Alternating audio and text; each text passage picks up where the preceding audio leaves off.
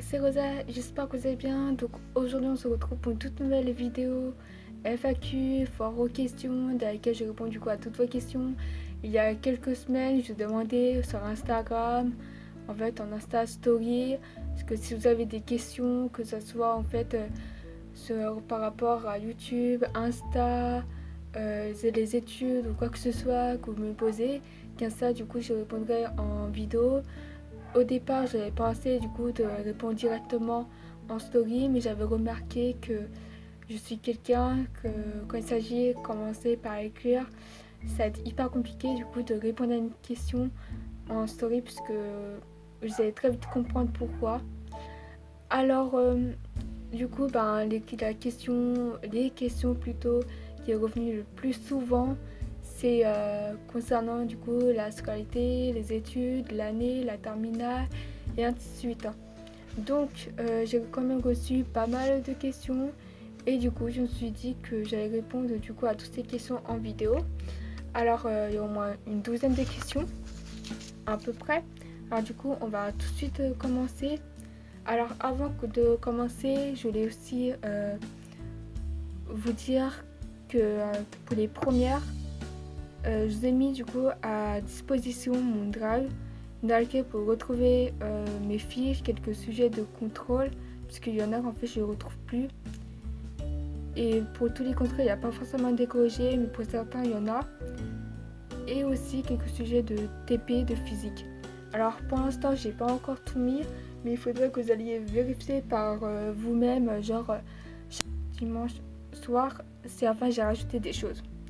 Pour les terminales, c'est pareil, mais pour les terminales, vraiment, suivez-moi sur Instagram, puisque je prendrai juste beaucoup plus de temps à poster sur mon drive que sur Instagram. Donc c'est-à-dire que le délai d'attente pour avoir une fiche sur Insta est juste beaucoup plus court que le temps qui est sur mon drive. Donc en fait, traduction, pour avoir mes fiches sur drive, il faut vraiment attendre beaucoup plus longtemps que sur Insta. Voilà. Je mettrai mon Instagram juste ici. Alors du coup, première question. Comment tu fais pour être motivé? Alors moi, la motivation, pour vous donner un exemple, c'est quelque chose que j'ai vraiment traditionnellement, naturellement, quoi. Alors, un exemple, ce que je peux vous donner, par exemple, pour après en fait le bac de français écrit, genre on termine à 18h, donc le temps que je rentrais chez moi, j'étais genre vers 18h30 parce que j'habitais pas très loin du lycée. Après le bac écrit, j'ai pris du temps du coup à me motiver à retravailler. Donc après 3-4 heures ou peut-être moins, et ben j'ai réussi du coup à réviser un peu l'oral de français. Donc pour vous dire qu'en fait, je suis peut-être pas la meilleure personne pour répondre en fait à cette question parce que moi la motivation je l'ai assez naturellement. Donc vraiment si vous voulez être motivé, je vous conseillerais surtout en fait de vous dire pourquoi vous voulez travailler cette matière.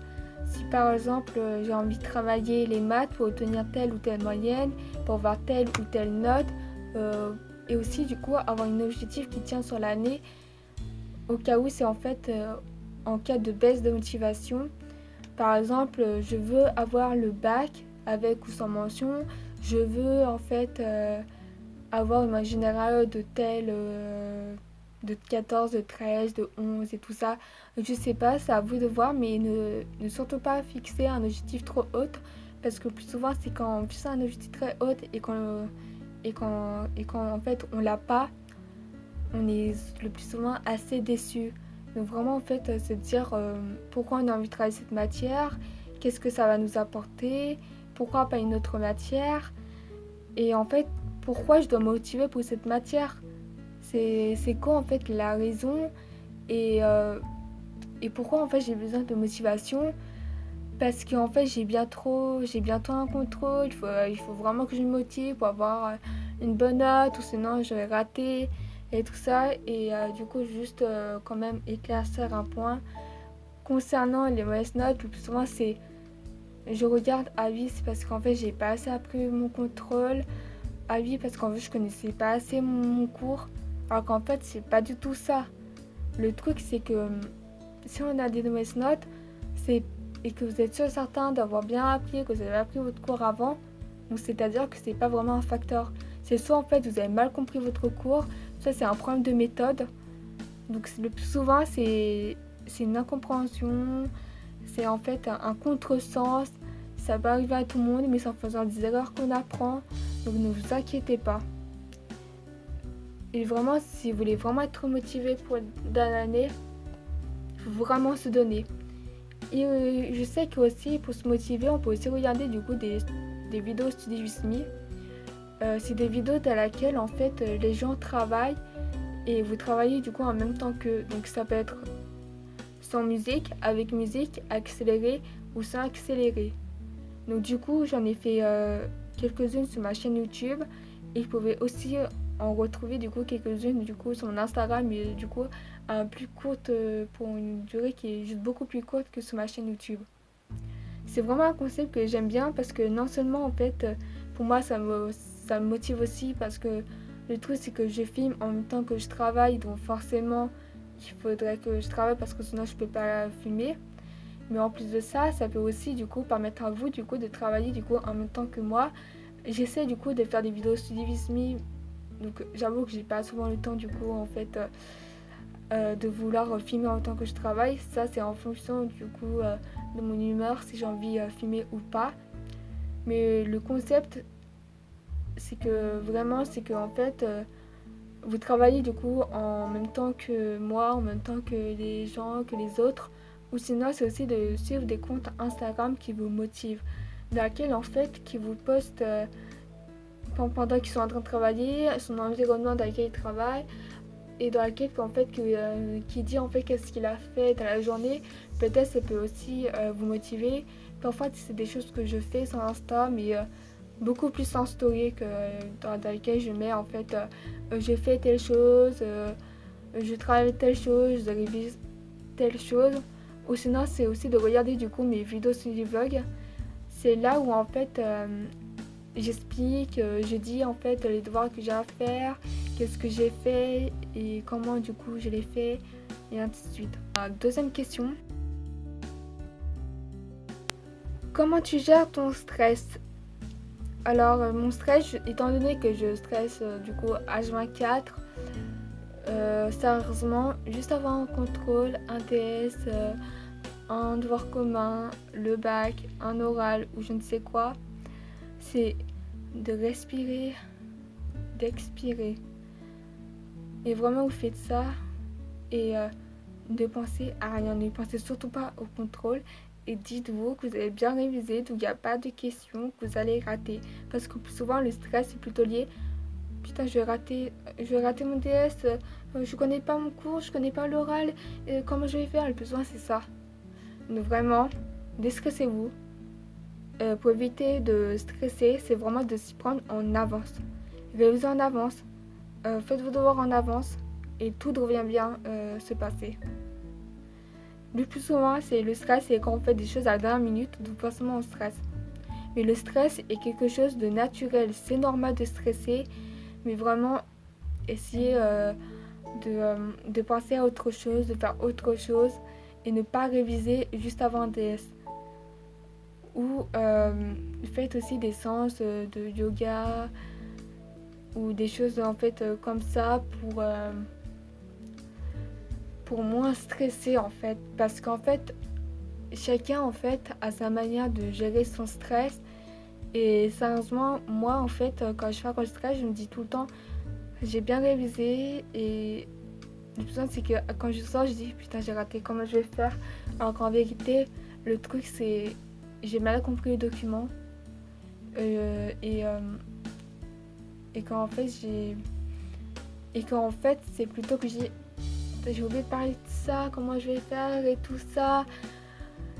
Donc après je me dis bah de toute façon c'est passé et c'est passé, donc dans lequel je peux pas changer, donc ça sert à rien du coup de me focaliser sur ça.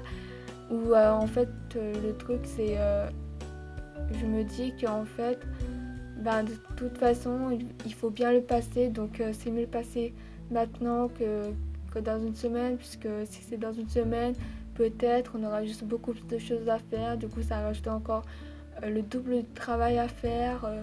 Il faut doubler du coup le temps de travail par 2 et tout ça. Après, je me dis, c'est mieux passé maintenant.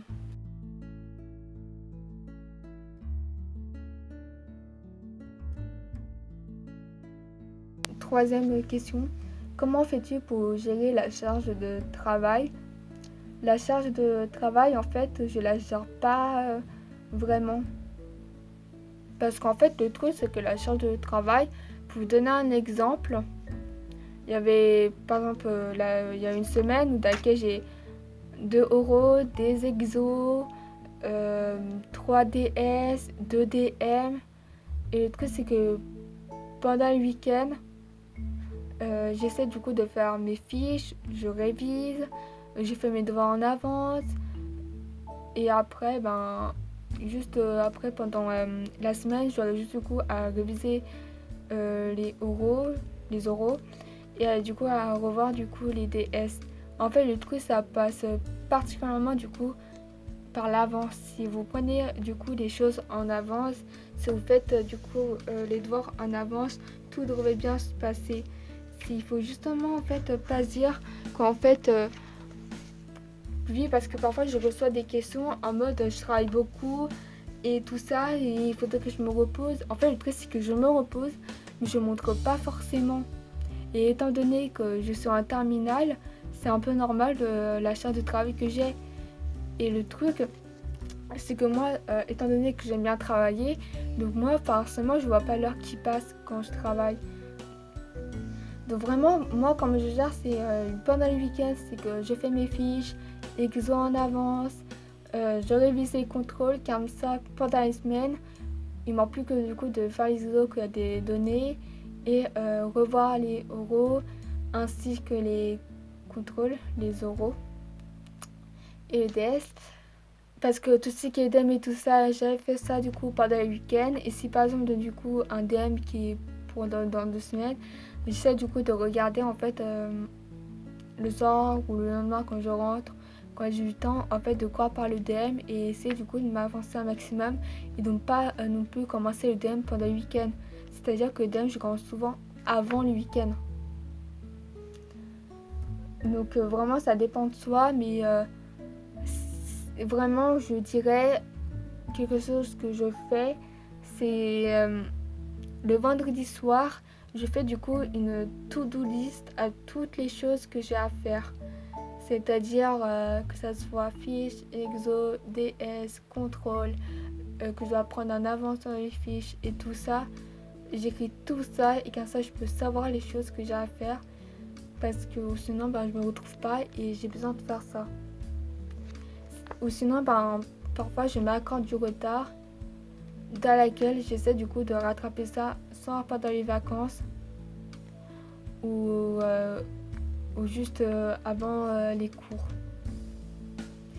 Par exemple, quand je commence à 9h, vu que le plus souvent je me réveille un peu plus tôt que d'habitude, et je fais mes fiches pendant cette heure-là. Vraiment, ça dépend en fait, parce que souvent les fiches, une fois que le DS, la fiche en fait, je la fais pour m'aider au DS quoi, pour m'aider à réviser le DS. Donc forcément, la fiche est déjà faite.